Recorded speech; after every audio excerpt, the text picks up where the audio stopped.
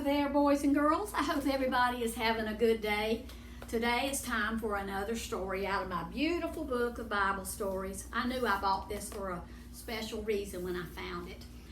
Today we're going to learn about Samuel. This is story number 8. Remember I told you that it comes right out of the Bible. It's written in words that you can understand, but it's also written right out of the Bible. The story is true. I'll turn it around in a minute. It is retold by Lisa Harcrater. So I'm going to give her credit because she wrote it, but I'm going to read it to you today. In the hill country, there lived a man named Elkanah. In those days, men could marry more than one woman. Elkanah had married Peninnah and Hannah.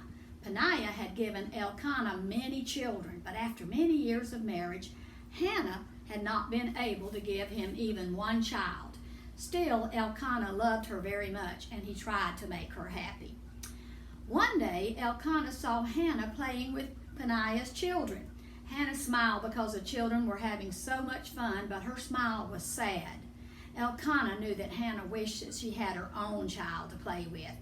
He called her over to him. "It just breaks my heart to see you so sad," he said. "I hope this will cheer you up."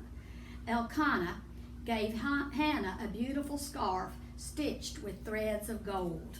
Look at that beautiful scarf right there. She's sitting there and he's giving her something very, very special.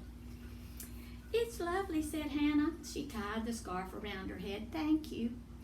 Peninnah saw the gift that Elkanah had given Hannah, and she waited until Elkanah had left, and then she went over to Hannah's new scarf. "You know why Elkanah gave it to you," she said. Hannah frowned. "He said he wanted to cheer me up." "After all these years," she said, "you haven't been able to give Elkanah any children. Don't you think that upsets him?" she said. "Well, yes," said Hannah, "I'm sure it does." "Of course it does," said Peninnah. "He doesn't give you these gifts because he loves you. He can't possibly love a woman who's disappointed him so much. He's only nice to you because he feels very sorry for you." Over the years, Peninnah had more children.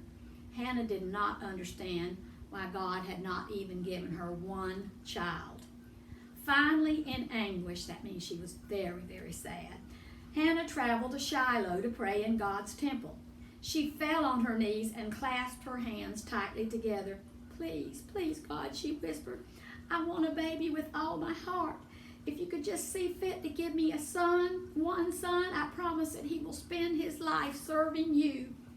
Hannah prayed for such a long time that the priest of the temple, Eli, noticed her. He came over to where she was kneeling and asked her, "Are you sick?" She wasn't sick. "I'm not ill," she said, "but something is very wrong. I have tried so long for a baby, but so far God has not blessed me with a child. I am praying for a baby now.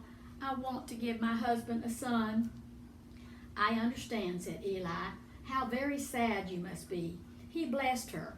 Then he said, "Go in peace, and may God of Israel give you what you have asked for." So let's see, there she is. She's gone to pray about her situation.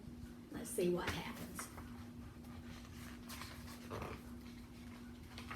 Then Hannah traveled back to her home in the hills and waited.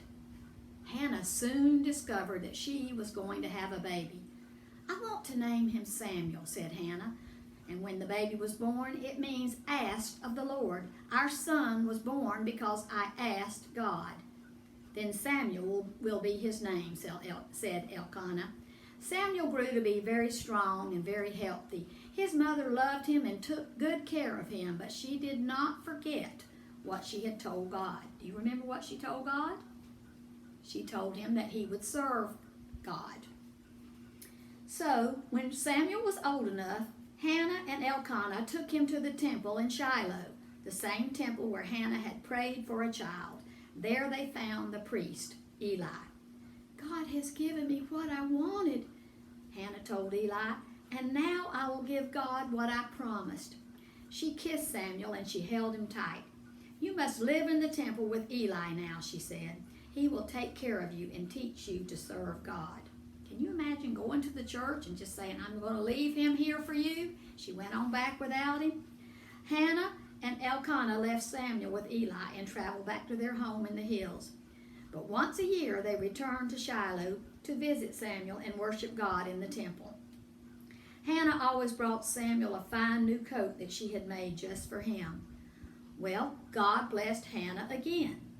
In the next few years, Hannah and Elkanah had 5 more children. That's a lot of children. Samuel helped Eli learn as much as he could about serving God and being a priest. So Samuel grew up to be an honest and a hard-working man. Eli had 2 sons who lived in the temple too. And his 2 sons were not honest like Samuel. They were sneaky and they were very greedy. One night after Samuel had gone to bed, he heard someone call his name. He thought it must be Eli, so he knelt down beside Eli's bed. "I'm here," said Samuel. "Why did you call me?" Eli woke up and rubbed his eyes. "I did not call you, Samuel. Go back to bed." So Samuel went back to his bed, but again he heard someone call his name. So he went to Eli. "I heard you call. Do you need me?" "I did not call you," said Eli. Samuel went back to bed, but he heard someone call his name again. Samuel went back, and he heard it again. He rose from his bed for a 3rd time, and for a 3rd time he asked Eli, "Why did you call me?" "I did not call you," said Eli. "God must be calling you. Go back to your bed and say, 'Speak, Lord, for I am your servant, and I am listening.'" I like that picture right there because there they are taking him to the temple, and his mother's coming to see him, bringing him a beautiful coat. That would be hard to leave your baby at the temple, wouldn't it? Samuel went back to bed. He was frightened because he did not know what God would want to tell him, but he trusted God, and he did just as Eli had said. "Speak, Lord," said Samuel. "I am your servant, and I am listening." So God spoke to Samuel. "Eli's sons have brought shame to the temple," God said. "I will not allow them to take Eli's place as the temple priest." The next morning, Samuel told Eli what God had said. Eli shook his head sadly and said, "It is true." He said, "My sons do not honor God. You, Samuel, will become the temple's priest." Eli was a very old man, and when he died, Samuel took his place at the temple. God spoke to Samuel many times, and everything God told him came true.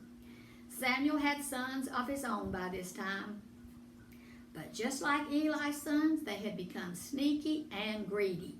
In those days, the priests ruled Israel by following God. The people of Israel loved Samuel, but they knew someday his sons would take his place as the temple priest. They did not want to be ruled by greedy men who did not honor God. "Other nations are ruled by a king," they said, "so we want a king to rule us too."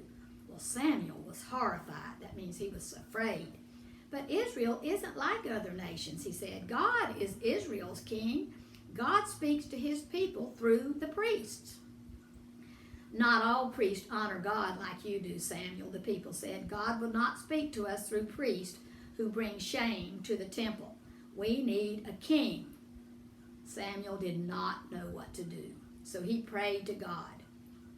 "Give the people what they want," God said. "Tomorrow I will send a young man from the land of Benjamin, and he will become the king of Israel." The next day, a young man arrived at the temple. He was tall and strong. "My name is Saul," the young man said. "I am from the tribe of Benjamin. I'm looking for some donkeys that escaped from my father's herd." Samuel blessed Saul and proclaimed him to be the first king of Israel. But Samuel did not want the people of Israel to forget about God's laws. He called the people of Israel together.